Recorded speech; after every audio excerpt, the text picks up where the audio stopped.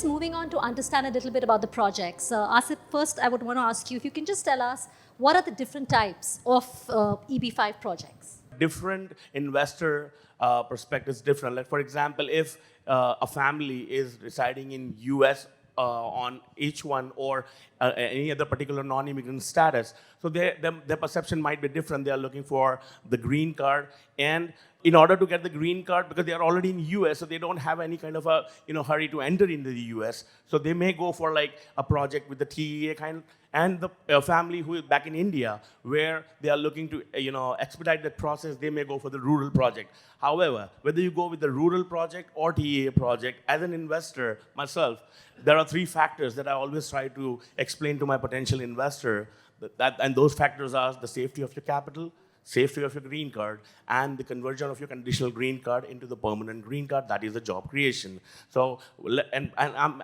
absolutely sure, being an investor, you should have like 3, 4, 5 projects on your desk. It's how you are evaluating those projects based on these three factors, by looking at the cost structure of the total EB5, that what is the percentage raise of EB5, what is the total contribution of EB5 money out of the entire cost structure of the EB5 project. Try to find out the location, and based on that fact, you will be able to find how they are going to repay your fund. Abhishek, in your experience, what are the kind of projects you've seen investors want to invest in?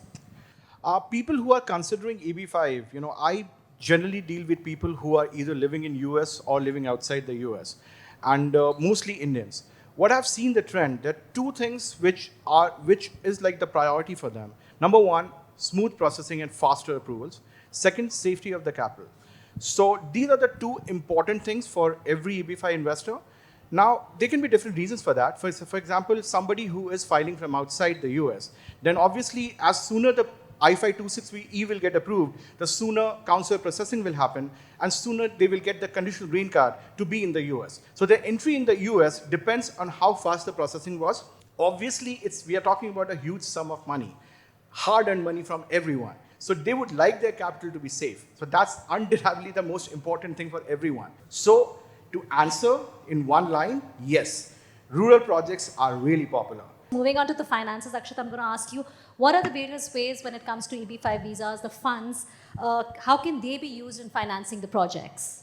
Generally, the kind of investments that we curate are either preferred equity or let's say mezzanine debt.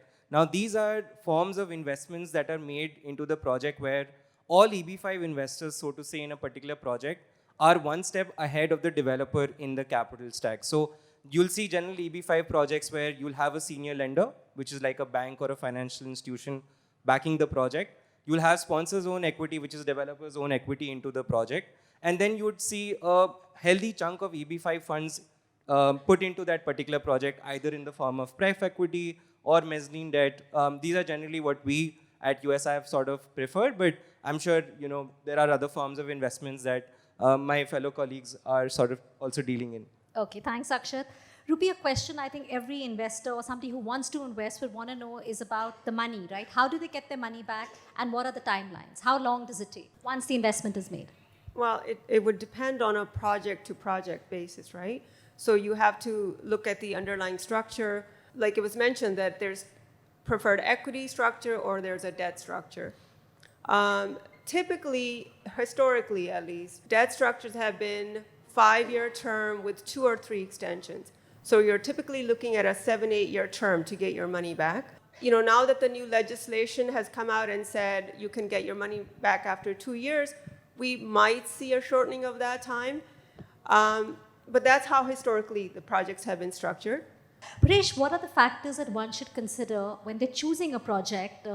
How do they decide which project should they putting their money in or investing in? When you are looking at a regional center project for investment, you have to look at factors about, the various parameters that we as investment advisors, when we are looking at project, we look at is what is the track record of the regional center, what is the management, what is the background they have, how big is the size, do they have systems and processes in place, etc.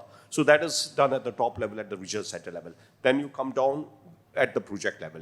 If there is a good regional center, what is the kind of project they have? It's not necessary that a good regional center will always have a good project. And it's not necessary that a not so good regional center will not have a good project. It can be other ways also. So we have to go down further and look at the project level. At the project level, we have to look at what is the size of the project, what is the track record of the developer whom they're financing, what is the financing structure, like other speakers said, it could be equity, it could be preferred equity, it could be debt.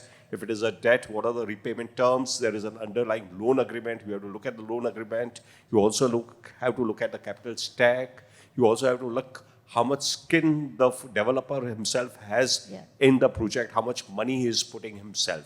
Apart from this, there are various other technical factors that we look into it. There is an offering memorandum. It's like a prospectus, which runs into hundreds of pages. We have to study that and look at various other factors. And then we can shortlist the project for investment. I have a question for you, Carl. What role does the US government play in monitoring the investments and also protecting the investor? Well, US GIIS governs the program through essentially, as Rupi mentioned earlier, through the regional center. So typically, similar to a broker-dealer in the US, they're basically regulated in the same way a broker-dealer is regulated now under the new law. So regional center has to ensure that the project follows all the laws, applicable laws. And if not, the sanctions are quite severe. So they have to, they can potentially get debarred and investors can get denied. So it is very important that the regional center is a responsible regional center and does take compliance very seriously.